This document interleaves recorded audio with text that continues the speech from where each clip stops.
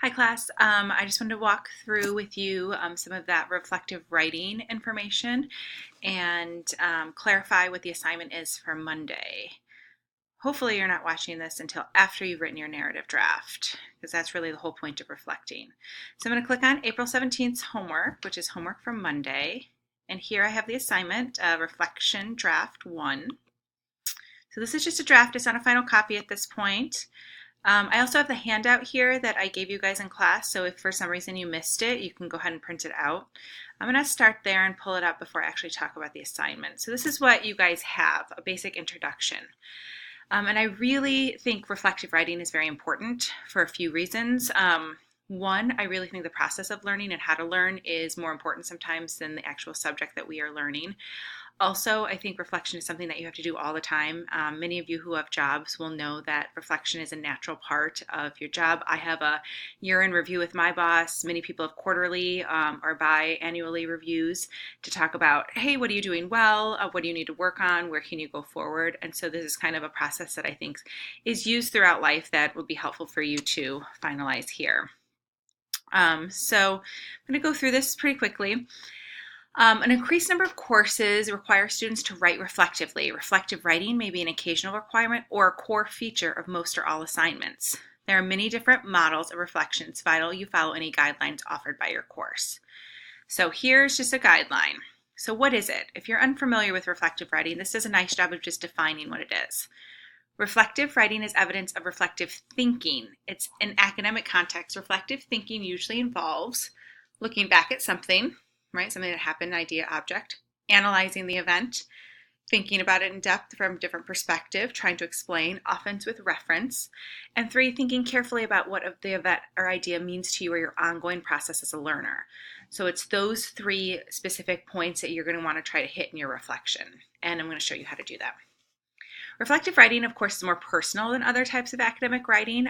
We all think reflectively in everyday life, of course, but perhaps not the same depth as expected in good reflective writing at university level. So here is a specific example of a reflection. It's just a paragraph reflection. Your guys, this is a little bit longer, but I like this example because it's pretty specific. So this person says, specific tasks were shared out among members of my team. Initially, however, the tasks were not seen as equally difficult by team members. Cooperation between group members was at risk because of this perception of unfairness. Social interdependence theory recognizes a type of group interaction called positive interdependence, meaning cooperation. And many studies have demonstrated that cooperative learning experience encourage the higher achievement. Ultimately, our group achieved a successful outcome, but to improve the progress, we perhaps need a chairperson to help encourage cooperation where tasks are being shared out. In future group work on the course, I would probably suggest this. So I really like this example because it does exactly what I'm going to ask you to do. First, it tells me like what's kind of the problem. That would be your thesis. Here it's the topic sentence, right? Like here's what we had. Everyone didn't see it difficult the same way, right? There was this unfairness issue. So they kind of set up like this is the problem that my team was having. So your essay would set up this is the problem my writing was having. Great. This next part is kind of that evidence, that concrete detail. Your evidence and concrete detail will be actual words from your original essay, like probably the flash drafts that you did, or perhaps the essay that you brought into the workshop with your peer review. You would point out that perhaps you were really struggling with your introduction. Maybe you were doing a lot of telling, and so you would give me the sentences here on this is what I was doing. And then you could say, and this is how I changed it. And that's important. You need to have nice specific details. But what's as equally important is this last third group here, where it has kind of that analysis and evaluation. Ultimately, what happened? Like, did the outcome work out the way? Because oftentimes we're trying these new techniques, and it doesn't mean they always work. Sometimes they don't work. So you need to look honestly there that, yes, it worked, and it really enhanced my essay, and why? Or like I tried it and it seemed really awkward and I still think I'm doing something wrong. Either of those are okay. And then at the end, how are you going to move forward? What are you going to do in the future when you have the same situation? So this does the exact same 3 things here. 1, 2, 3. Looking back, giving me an idea, looking really specifically at the event, and then what that means to you as a learner. How are you going to use that going forward? So I really like that example. This is the structure. that we'll be using and the structure that the paragraph above used. Here it starts with, of course, description. What happened? Like, be really specific, right? What went on? The specific task. So you would talk about your specific narrative essay, right? What's being examined? What part of it? You can't talk about your whole essay. If you try to talk about your whole essay, it will be a very poor reflection. You want to be very specific on one or two things that didn't go well. Your interpretation, what's interesting, relevant, useful, how can it be explained? And when it says with theory here, if you want to make note of this, this part's really important. We're not necessarily having theory in this class, but with what you're learning. I want you to talk about techniques and use those boxes. Talk about techniques and kind of the goals of a writer. I want you to talk about diction. I want you to talk about syntax. So I'm looking for you to use the language that you're learning in class in your reflection. And then, of course, what have you learned from this? Has it helped you in other ways, just in this class? And then what does it mean for you of the future of this class and perhaps beyond?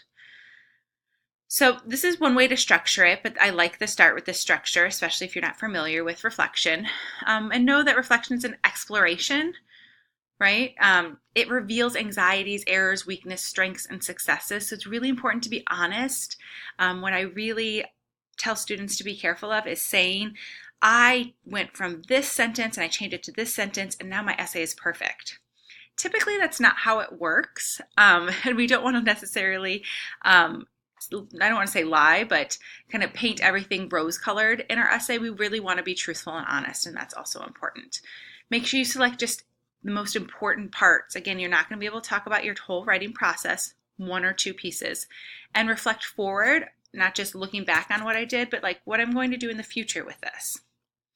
This last page here is just a vocabulary aid to help you out. So it has some transition words in order to help writing. The description part, we've worked on description. We've done a whole chapter on description.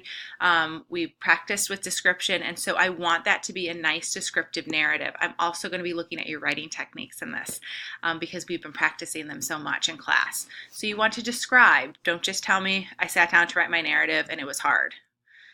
Yes, it was, but you want to show that in a descriptive way. Interpretation. So this gives you some sentence frame, right? For me, the most significant experience was when blah, blah, blah, blah, blah. So you can kind of use these frames to help you draft your essay. And then the outcome, right? Having discussed my blah, blah, blah, blah, I now realize da, da, da, da, da, or I have learned that. So this will kind of help you frame everything there. The last thing I want to do before we kind of look over the assignment is just pull up two essays here, reflection essays that I have of other students. And this is one where I had students do similar to what we're doing, where they had to write the essay and then they had to do a video of themselves. And this student says, I thought back to my video and realized that when I recorded it, I didn't read straight from my essay. I didn't even look at it. I simply told the story. It was me straight up telling the story. The way I explained certain things in my slang shine through in my video that didn't show in my essay. So this is what she noticed. This is kind of her topic sentence. Then she goes into very specific detail. She says, I didn't use sentences such as stepping off the bus at Beatty 22, a village next to sugarcane fields. A rush, hot, stuffy air blew my face. First thing Hal and I noticed were two twin boys lounging under luscious mango trees staring. Hal whispered to me, let's go talk to them. Nervous to get rejected, I hesitantly agreed in my video. First of all, I didn't even use the first line in my video because it didn't sound natural to say. The second and fourth sentence, I ended up rewording completely to ensure that it flowed with the story. Here, I want to see what that third and fourth sentence ended up being. You would want to add those as well so I can see the difference between the first one and the second one. And then, of course, the advice from Mrs. Larson about poor voice highlighted the failure. And she goes on about kind of being upset about this and what she's doing moving forward. There's one more I want to show you here. So this one, here we go. The one thing I pulled out from my conference with Larson is that I need to be a writer who clearly communicated their feelings, not one who seemed like they were fake in order to impress the audience. So here is kind of that thesis, that topic sentence that she's going to discuss. And then she goes into very specific detail. I had literally written, I was too ashamed of my own unhappiness to change it in my first draft, and in my second, and my third. For some bizarre reason, I thought this sentence was good. I didn't want to change something that sounds so profound, something that would entice colleges. Honestly, it wouldn't. It wasn't until Larson sat me down at the conference and told me she thought I wasn't entirely honest that I had any motivation to change my writing style to something that actually sounded like me. That shocked me, and although I was a little miffed, I do thrive off constructive criticism, although I hate hearing it. I changed my voice in my writing to something that was authentic. Instead of saying at ISB I was not happy, but I wanted to be, to convey the reason I switched schools, I wrote the truth. The truth was, I genuinely didn't feel smart enough to attend ISB, and I engrossed this feeling in a single sentence. After 5 years of perceiving inadequacy surrounded by incredibly bright peers, I had lost all sense of self-confidence. It was honest, yet fairly eloquent. It was me. I had finally found my authentic voice in writing, my authentic self in writing. So here she says, this was my problem and this is what I was doing and I was having trouble changing it. And finally I did, and this is what it did. And then at the end here, I'm just going to read this last part and then wrap up. She says, I struggled with this concept of authenticity. So she's going back to her thesis here. Because of my struggles, my writing has grown to be more truthful, a little bit more playful, and it actually sounds like me. I never struggled with voice before, but this paper had warped my concept of writing. I was so desperate to impress my teacher, my peers, college admission counselors that I had lost myself in a feeble attempt to win some points for eloquence. My struggle with authenticity was the root of a few of my challenges of writing, but I was able to learn more about myself as a writer and gain new strengths because of that struggle. So there she takes that idea of being an authentic writer, which is her thesis, gives me an example, and says, this is something that I'm working on and I feel like I'm doing better at it. So those are two simple examples of some reflective writing. So I'm going to go over to here, which is your assignment, and talk about what you need to do. So here we have critical reflection, high academic standards, right? We need to have a thesis statement, like what are you going to work on? The first girl talked about how she wanted to make her voice unrealistic. The second one we read talked about how she wanted to be authentic in her writing. Here's kind of your prompt. How did your revisions enhance your essay? Use examples from your writing and show me how you use these tools to revise your essay. What was the outcome, right? How did it change? So here you can even answer, this is that first part that we talked about. Looking back at something.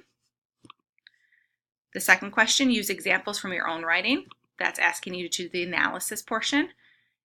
And then the third part, what was the outcome? That's the third part here, thinking carefully, what are you going to do? So it's broken up in three for you. Begin with your thesis, right? Tell me a little bit about it. Set the tone for the story. Use description. Give me specific details from your writing. Explain how and why those change your paper. That's the analysis. And conclusion. Don't just tell me it changed. I know it changed. I've seen the changes. But why is that important? And how did that help you as a learner? What makes a good reflection? We use the writing techniques we're developing in class. Has a clear thesis. Use strong specific evidence. You organize. Make sure you use paragraphs. Use clear grammar and formatting. About 800 to 1,000 words, which is about 3 paragraphs. And if you wanted to, I tell students, this kind of breaks it up into your 3 paragraphs. Feel free to use that structure if you like. So hopefully this is helpful to you on working on your reflective drafts. I do want you to bring 5 hard copies because we're going to do that same kind of workshop that we did before. I'll be looking over one of your drafts and you guys will be looking over others, and we'll do some workshopping with that. If you guys have any questions, of course, always email me. I'm always available through that. So good luck on finishing up those narratives, and I look forward to reading them and your reflection drafts. We'll see you later.